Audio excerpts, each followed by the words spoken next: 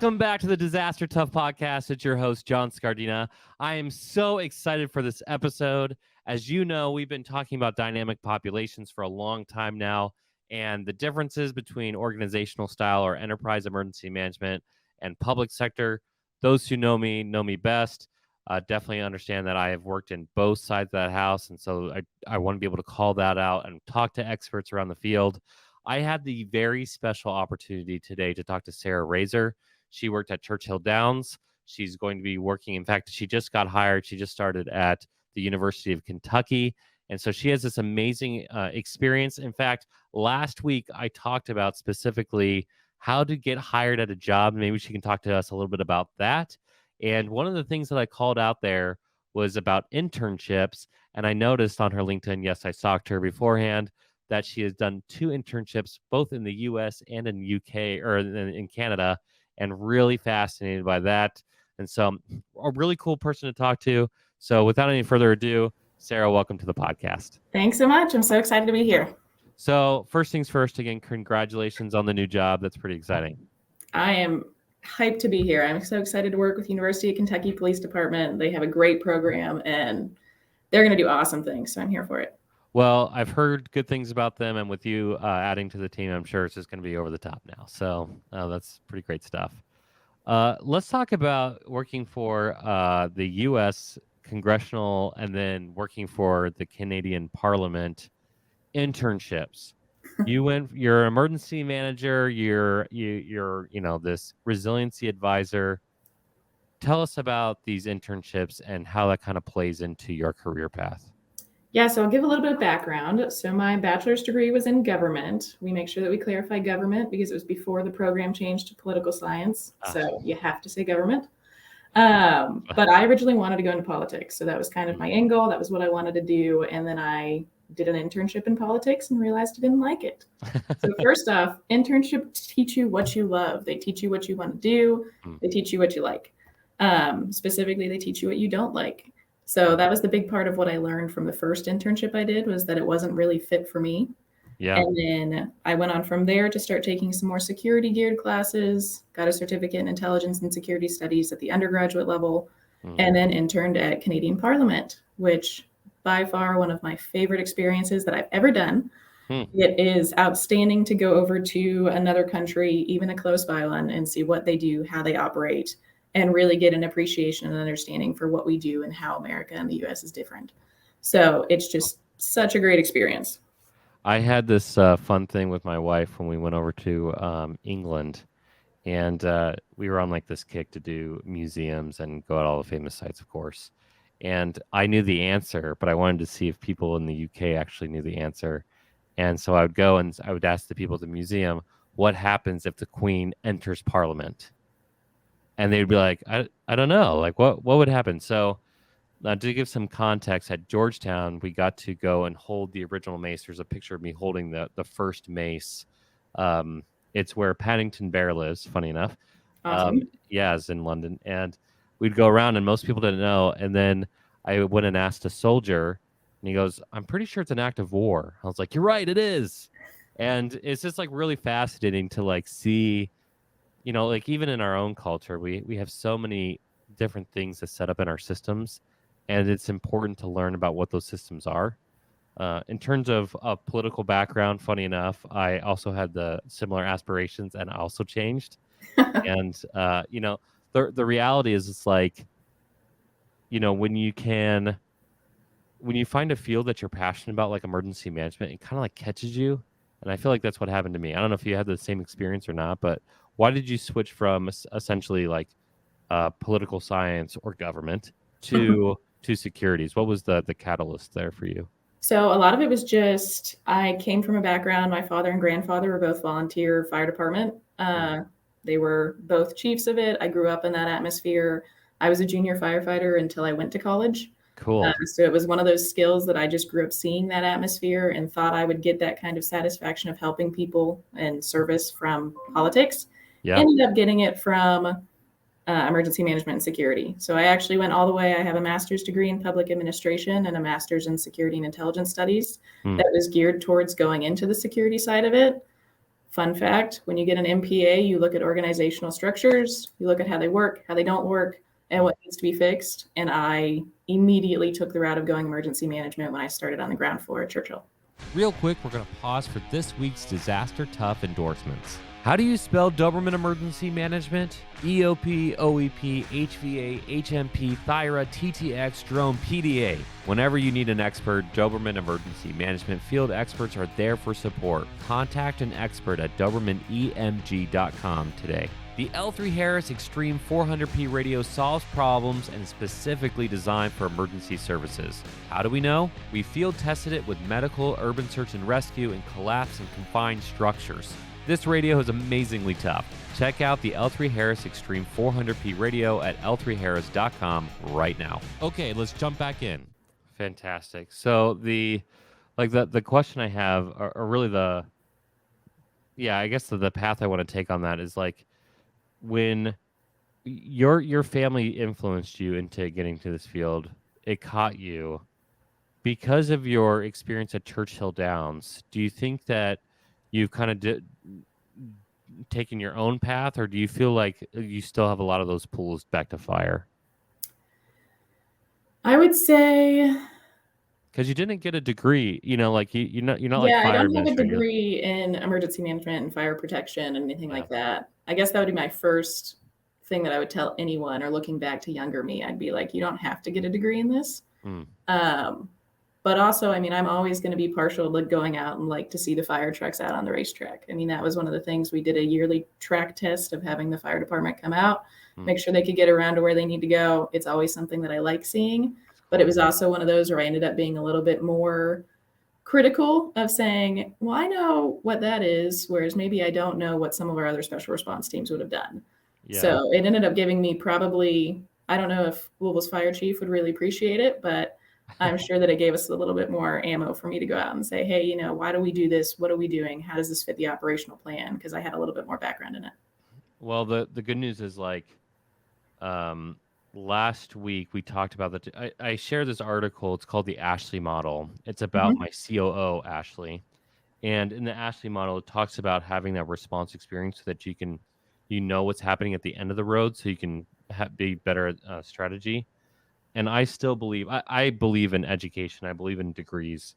However, I also think that emergency managers without some kind of response experience are not very effective, because they don't really know what their decisions are happening down the road. If they get that response experience, or they at least have that background, they're so much more effective.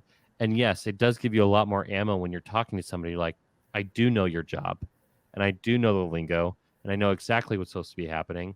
And so there's a communication piece that can happen, but two, like, for a lack of a better term, you get away from all the BS. Like, no, dude, like, I know your job. And so let's have a real conversation. I think that's really what it comes down to. In terms of like switching gears here for a second, though, in terms of Churchill Downs is a unique venue. It has a lot of attention. I would say specifically in my family, there's like a 3-day period where it's like, glued to that TV. How does that how does that interaction both on the national stage, maybe international stage, work for you? And why is that maybe so different than like maybe a public sector job when they're, more behind the scenes kind of perspective? 2 words: customer experience. So I will say up front that it is a major priority of Churchill to make sure that they had a great customer experience, and the perspective of the public is changing when they go to a special event. So it's no longer that they're going just to be entertained. It's that enough has happened in the world that they are going to make sure that they're safe while they're being entertained. Yeah. So it has become such a priority for private venues and for private industry as a whole to really gear towards how can we keep people safe while still making the whole event or the whole experience enjoyable. And that was really the delicate balance that was so entertaining to work at and see how can you say, okay, yes, if we add more security at the gates, it may extend your wait time, but what's the favorable level where someone is going to say, hey, I'll wait an extra 5 minutes and not complain, while I know that it's going to be safer, versus maybe that time period has shifted in the last 20 years. I would have loved to have the data to be able to go back and see how patron entry times changed based on the atmosphere of what was going on in the area. I just talked with the head of security for Busch Stadium, so shout out to Phil, about changing their also security by design and essentially using like statues as like, barricades and that kind of stuff. So it's like still a beautiful experience for the patron. In terms of data collection, I could understand that like we had to make a lot of assumptions. How does a venue, or if somebody's working in this field and they're like, okay, I just got hired at like an amusement park, Disney or wherever, how do you actually capture the data of the customer experience? Because I'm assuming that a survey doesn't go out about like, how did you feel about security while you were there? How many guns did you notice? Like, I'm sure you don't like, you'll ask those kind of questions. So how do you actually gauge like that level of acceptance? I would say there's kind of the three baselines, right? There's the individuals that send information back in and say, hey, I didn't enjoy the lost and found experience, or I didn't have a good time with waiting in line this long, or there wasn't enough water, or there wasn't enough food stands. You're always going to have those people that are proactive to say, I'm going to send in something and I'm going to say proactive is you're such a nice person for saying that. Yeah. You have to be. They are proactive. They're taking a step to say, hey, this didn't work and I want you to know about it. And that's great. And then you have kind of the level 2, which is those that go on social media. So that's a major part of it, is seeing what actually comes out after the event on social media and saying, were people happy with how the event went? Were they taking pictures with our K9 teams? Were they out there with law enforcement? Was that a positive interaction that they had with our teams? And it was really kind of looking back so I started at Churchill in October of 2019, went through COVID Derby, went through our kind of halfway populated Derby, and then went back to a full-scale Derby last year in 2022. So you saw the whole gambit, yeah. Yes, and really looking through the social media afterwards and saying, okay, this is what impacted our patrons. This is what they saw. This is what they looked for. You really saw a shift in how having law enforcement and public safety out and about in public, full uniform, ready to go, changed the perception. So COVID really kind of made that shift. We're saying, okay, we're going to take pictures of the K9 teams. We're going to go out there and we're going to interact with law enforcement. We're happy that they're here. We're glad that we're here. We had people that came and would just ask, where's the first aid tents, without needing it. Yeah. And that was kind of a change that, from my understanding, previous to 2019 really didn't happen. Is people really, something shifted in that time period where people started being proactive and saying, public safety is a priority. We're going to come out here and look to see if the event's safe. And then we'll go get our drinks and our mint juleps and have a good time. Ever since I started doing like stadium by design, security, and with DHS, I will get people randomly sending me pictures of like, and it's usually the pictures of like terrible like first aid kits. Like, look at this, bleeding control kit. It's awful. And it's like, what would you do about that? And so like, without like trying to toot my own horn a little bit, but what we did is I worked with a bunch of paramedics in house, and we're actually launching our own essentially brand for like redesigning what MCI kits should be. I was at an MLS game and I was on the field, and I saw the Ninja Turtle walk by with a giant MCI back on him. And, I said, hey, how many of these do you have? And I won't say which stadium it was at. But as far as I knew, they had one giant MCI kit. And I'm like, that's not going to work. And so in-house, we worked on like what we're calling like the web system, where all ushers, all security personnel, a lot of staff. And, I'm talking about this on a podcast because I hope it's just public knowledge. People rethink about this. But like, instead of having the giant Ninja Turtle with the giant pack on, everybody has a little bit of stuff. And you can use as the professionals to provide direct support, and ushers to provide essentially like, resupplying those lines if something major happened across, any kind of venue or campus. We're working with universities as well. And so it's like, it's fun to look at data and work at like flows and that kind of stuff. I like heat mapping, with GIS, and try to figure out like where people get stuck. In terms of like best practice, I know the NBA has requirements for like emergency management protocol, and that's for all of NBA. NFL is a little different. It's like more by stadium, but they still have like overarching, strategic visions. MLB is all over the place from what I've seen. And so it's like, and no discredit to, like, I'm sure there's professionals at every stadium, but in terms of like governance of like best practice for you guys when you were at, the Churchill Downs, and now that you're moving into the university system, like whatever it's like NFP A 1660 or whatever it is, what are the governing documents that are public sourced so that if somebody wants to get better in this space, they can kind of say, okay, like this is how I would do it. Like, how would you approach that topic? Yeah, so horse racing is kind of a unique creature, and I'll tackle it first. Is horse racing really was kind of run at the state level. So Kentucky Horse Racing Commission set the standards for kind of racetracks, racetrack safety, jockey safety, equine care, those standards across the board. And then that has recently gone up to HISA, the Horse Racing Integrity and Safety Act. So it is now a federal level regulation that has come in. They've pulled in some experts in equine safety. I think they probably could pull in a few more experts in emergency management, but they've pulled in some public safety side as well to kind of get the best practices for horse racing tracks and kind of meet that standard that you see at stadiums, at arenas, at these big event venues. Because horse racing just historically has been an outdoor event that has run on either a very small facility or like Churchill Downs was 147 acres. I mean, it just was such a scaled size. But there wasn't a standard, here's your EOP, here's your best practices standards to fit every racetrack in the US. And then looking at kind of the venue side of it, we love the National Center for Sports Safety and Security. NCS4 has outstanding classes, outstanding trainings, and it really gives an opportunity to expand your training beyond just that public safety staff. So our operations team had gone to crowd management trainings and venue security trainings and really had an understanding of how does security best fit in with the operation, because if operations and security aren't working together, you're running in different directions for the whole event. That's awesome.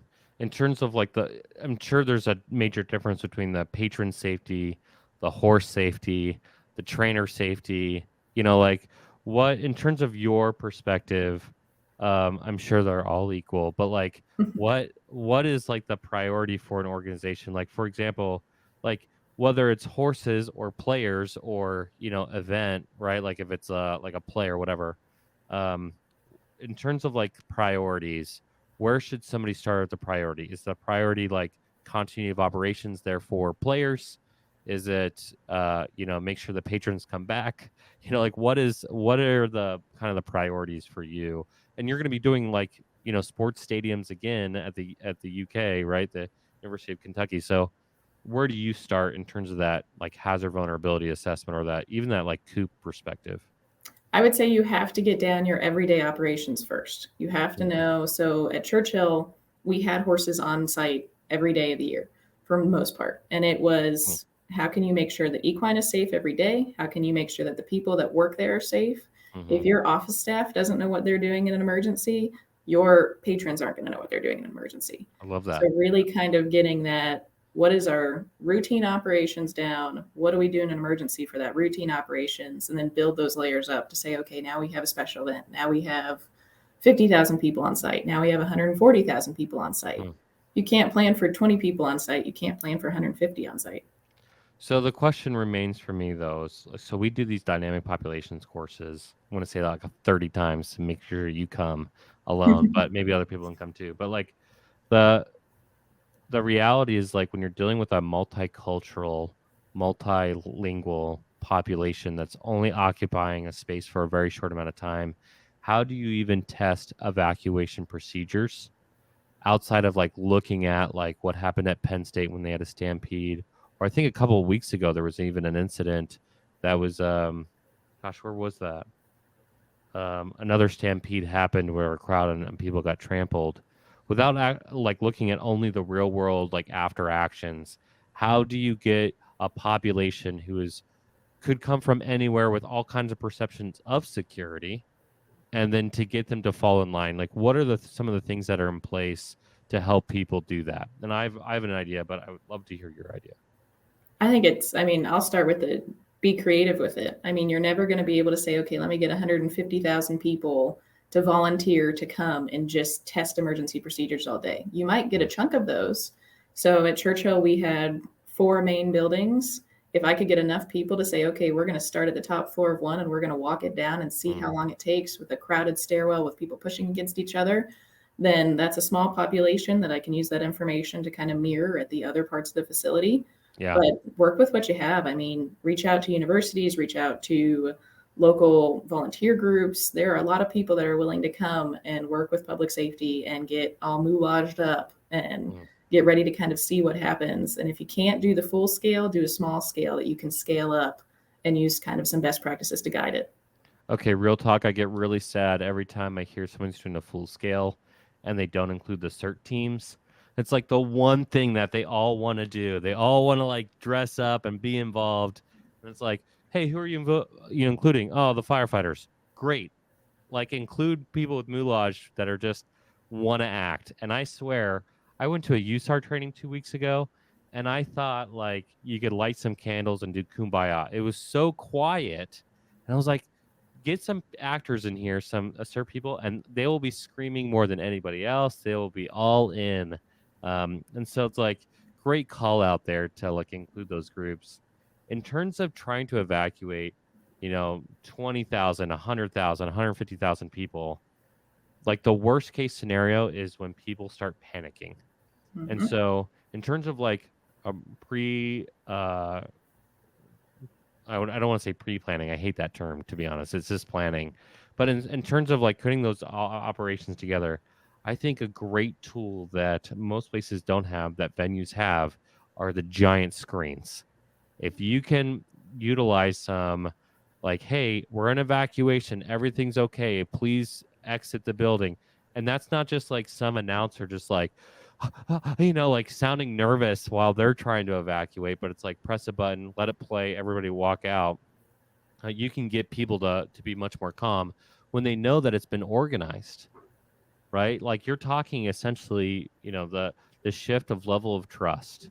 Yep. I go around the country, and when I talk about active shooter, I say Uvalde changed the way parents will interact with schools indefinitely, because now they have an expectation that they cannot trust law enforcement and they think they should go inside, and that will actually hurt themselves and their children when 99% of the time it's the responder who is professional. Uvalde, I've been hypercritical of that. They didn't follow anything that has been taught in the last 20 years for best practice.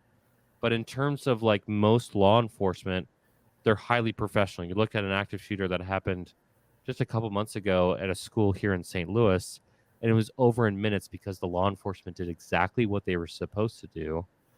But we have to start now telling administrative staffs, hey, when was the last time you talked to students, their parents, about a reunification? Where do you go to pick up your kid? Can you trust the system? And I think we have to do a lot of work now, by our own fault and by maybe the fault of malicious other people, to rebuild that trust with patrons, no matter who they are. Venues, schools, my own family. I think about my 4-year-old boy at a preschool, and like even me, I'm like, I get super nervous about the level of training from the local law enforcement, and I want to have that trust. And so like anytime they're taking pictures of that kind of stuff, huge call out. I'm talking a lot here, but obviously hyper passionate.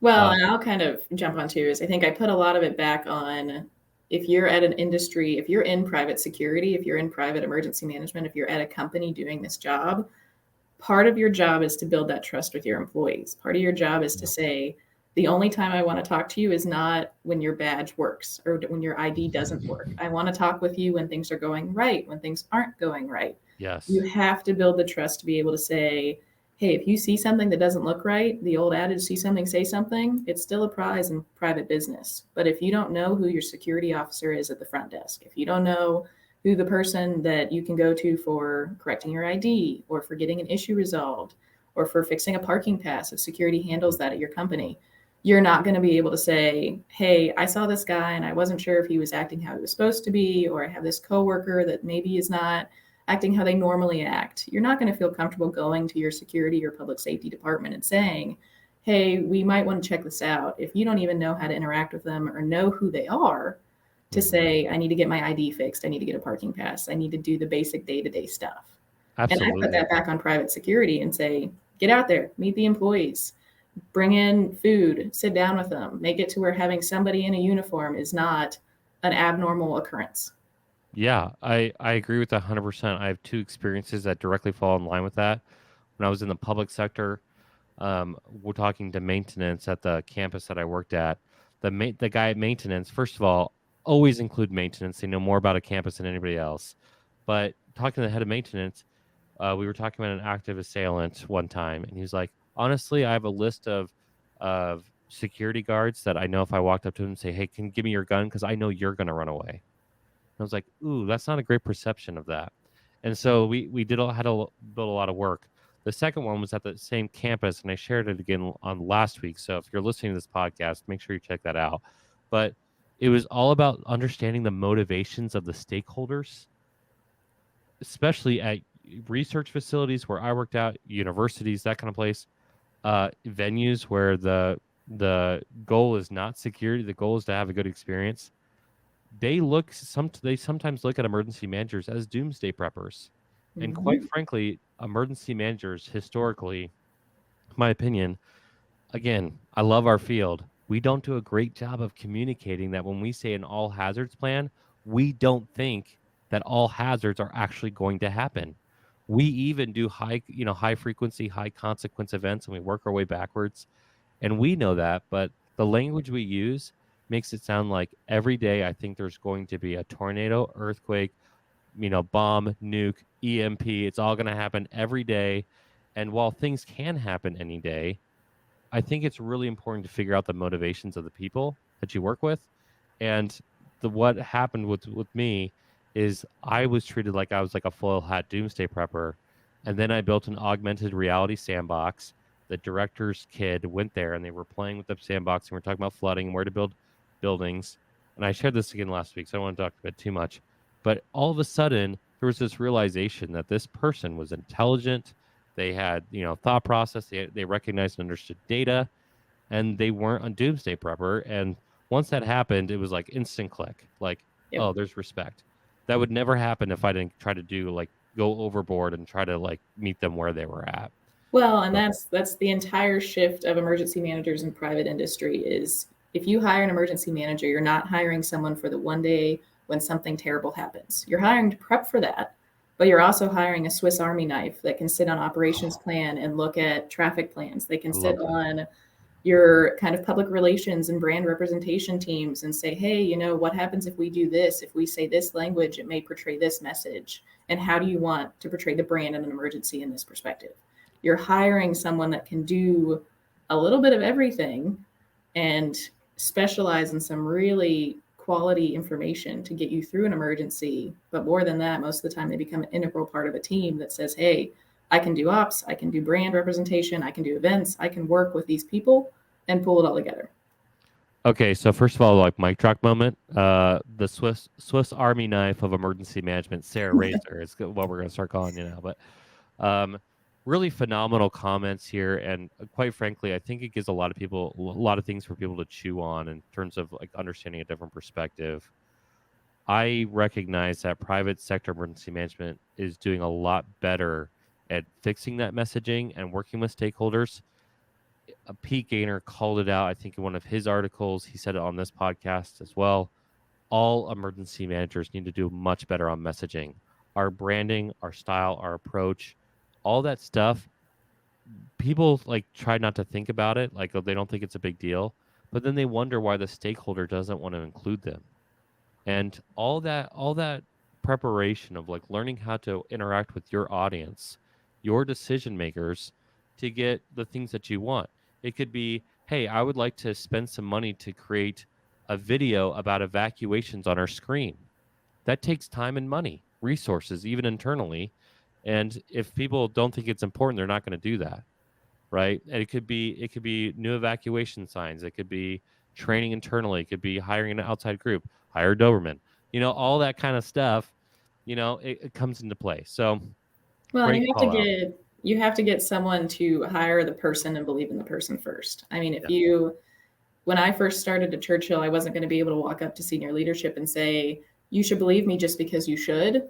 This is what we need to do. You have to go up there and build that trust, like I said, and say, hey, they know who they're going to. They know that they're talking to you and that they can trust you and that you're going to respond, even if it's as simple as you have a flat tire in the parking lot and you don't know how to get a tow truck in with the traffic plan.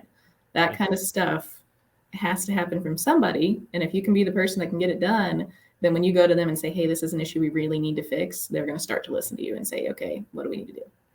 I hear you, but at the same time, I have a little bit of clout, I think, and people should just trust Sarah just because I said they should trust Sarah. You are the Swiss Army knife of emergency management. Well, that's the quote I'll put on my resume now. John Scardena says, just trust Sarah. Don't take my name off of it. You'll probably have actually better luck with it. But okay, so we're wrapping up here. Sarah, if you could give advice to the field, somebody who's looking to get into this space. You have a couple really cool jobs, cool internships, cool background. How does somebody propel their career with your advice? Talk to people. Go up there when you're interacting, when you're at a county fair, go talk to the firefighters that are working the county fair. When you're looking for internships, I got my position at Churchill by just emailing into the website. It wasn't a posted position. It wasn't something that was out there. It was just something that I said, hey, this is a major venue. They might need some volunteer help. They might need someone that can come in for events. I'm just going to send it in. So reach out, talk to people, and don't underestimate the amount of free trainings and free resources that are online. Go and learn as much as you can. Go through FEMA's classes.